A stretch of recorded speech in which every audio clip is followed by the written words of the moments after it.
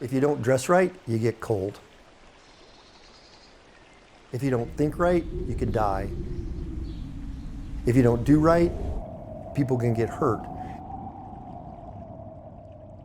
The clarity of the place is its gift.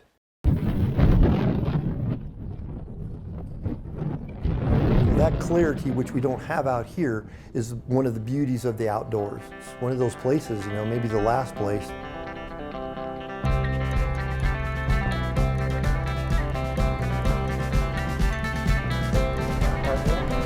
Hello. Okay, makes. What makes Cameron Pass unique, Star? What make? Okay, all right. Hot laps for days. You know, and I hate to kind of put it on video, but it really hadn't been found yet.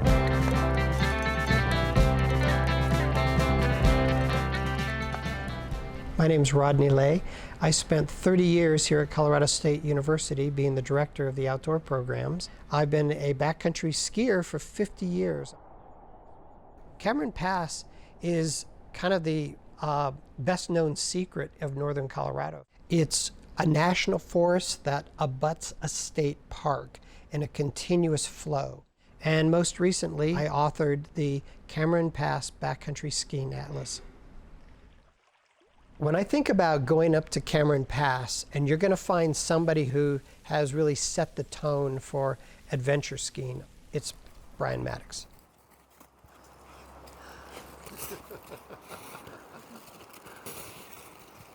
Okay, and Brian Maddox is my name. Title would be Citizen of the Poudre Canyon.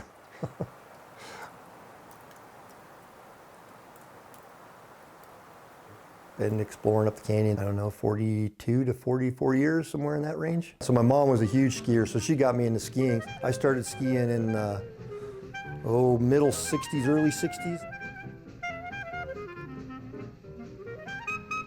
Graduated high school and came to CSU, and then, you know, the canyon's right there, so just started exploring the canyon. Like back in the 70s, they closed this road for the whole winter. Pass got paved in 76.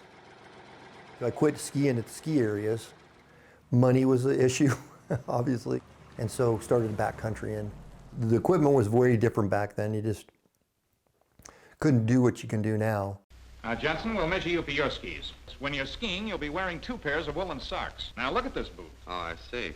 The skins were Army surplus, so they were glued. They were actually wrapped around, and you have like straps on them, so any sideways motion, and they would just come off the side, you know.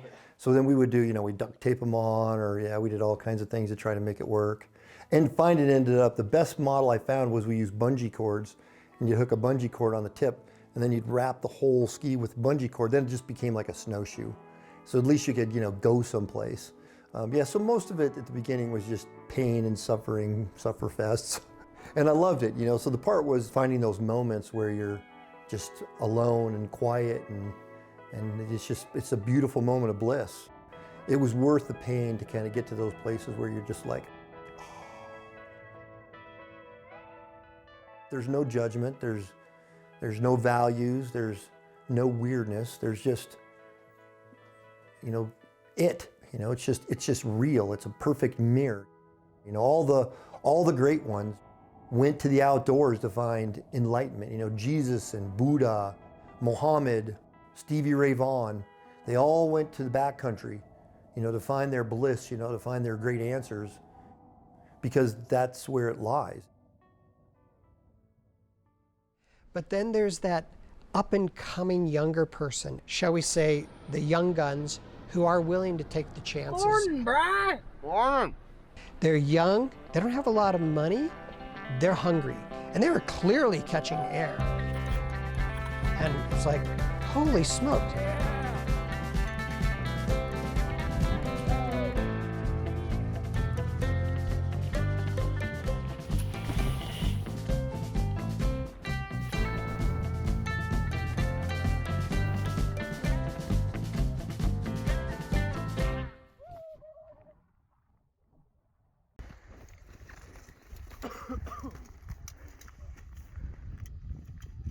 I'm Brian McCaffrey, and I work as a carpenter. Okay. My name is Rachel Stark, and I'm an artist in Fort Collins. I'm Trevor Coet, and I don't really do anything right now. I'm going to the Peace Corps for 2 years. Okay, so my name is Aaliyah Schmidt, and I am an avid lover of type 2 type of fun. Sure. I've never done one of these. My name is Noah Sievers. I graduated from CSU last year, and I am a backcountry ski guide in Utah.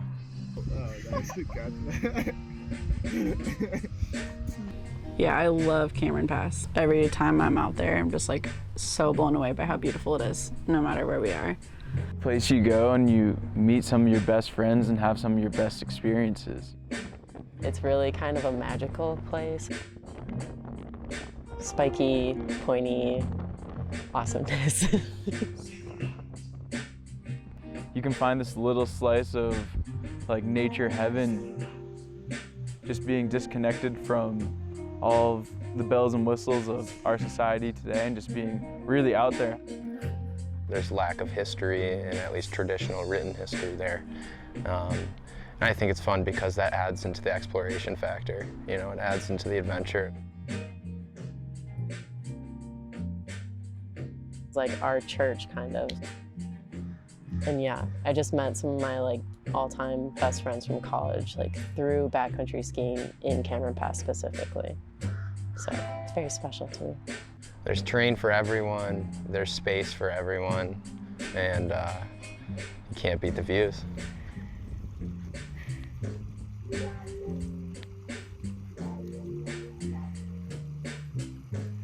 I think it's the escape that we all need. You know, the environment at Cameron's is really drastically different than the environment in Fort Collins. In this manufactured, prefabricated world we live in, this is not real.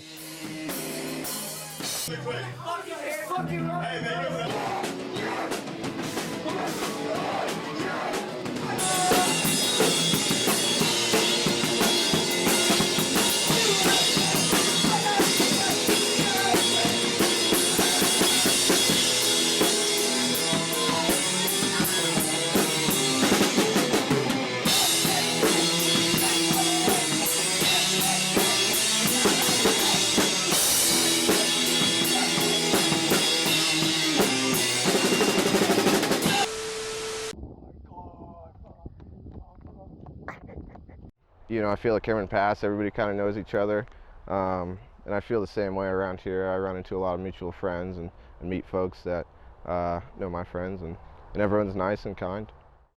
Everyone's connected up there through one or two people. Everyone's connected somehow. So I think the community is always going to be slightly isolated because there's no bars, there's no nacho bars up there. You're going to come home. So I think that's kept the community from gelling or solidifying. All right, the costume party.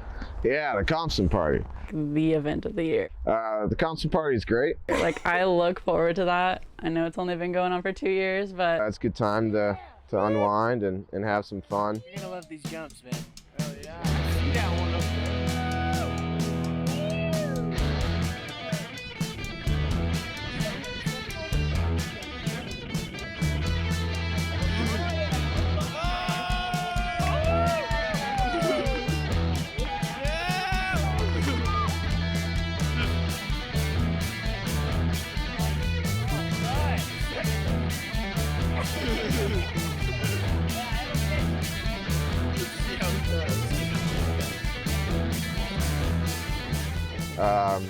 You know, we always load up sleds, a lot of food, a lot of beer. You know, we're grilling steaks and drinking beers and hanging out. Notes of pine? Bruce tits. Oh. He is down there.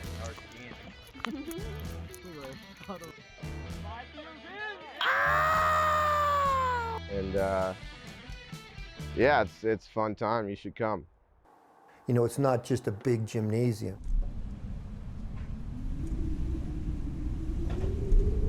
The most popular face, South Diamond is just the quintessential poster child for an avalanche slope. Prevailing winds just strip the snow off the west side and drop it, so you get wind slab, storm slab. Oh shit. We've had a record number of avalanche deaths because people they don't recognize that those aren't ski slopes. These aren't managed, they aren't manicured, they're wild places. That came down on the right, off the right side? Oh, frick me. It's not just a big gymnasium, you know, it's a church, it's a place to reconnect with who we are.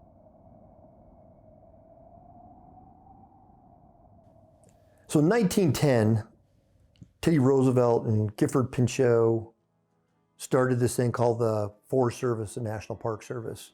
And they actually came up with this idea that, you know, public land should be accessible to everyone. And if you ever read anything about that, they got this pushback from these people who are the extraction culture. Like they thought that public land meant that anybody in the public could take whatever they wanted from the land. It's crazy to see that exact same argument going on right now. You're seeing the same thing of people who are trying to conserve and preserve and take care of the land, and these people are trying to extract from the land. Now with Colorado Mountain School, with their 40-foot yurt and their permit for avalanche instruction. They have names for it now. It's called industrial strength recreation. With this industrial strength recreation, the ethics haven't kept up. The ethics of how to treat the backcountry and how to not only treat it in the way of having the vision of safety, but also the care of it. As recreationists, we can do as much damage as a mine can do. We can do as much damage as a forester can do cutting down a forest. We can't just take whatever we want and walk away from it. To me, the future is people who are able to recognize that there's a balance, that you go up there and we all take. We all are extractors, we're all consumers. And if it's a one-way highway, which it's been for a long time, unsustainable. But again, that's the one thing that kind of keeps me up at night is like, how do you teach someone respect? How do you teach someone to love? Because if you just see it as a gym, it's expendable. Yeah. The best skier is the one having the most fun. That's why I'm the best skier at any given moment. Ain't much better. Take care. Have a good one.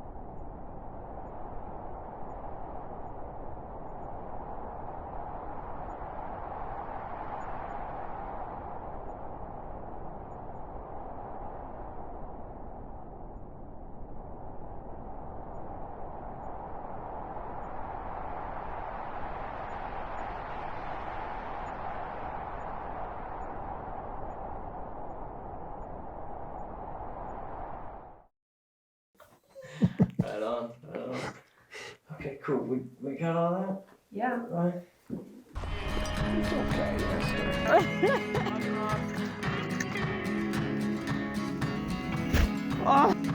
Hey, somebody come get your trash.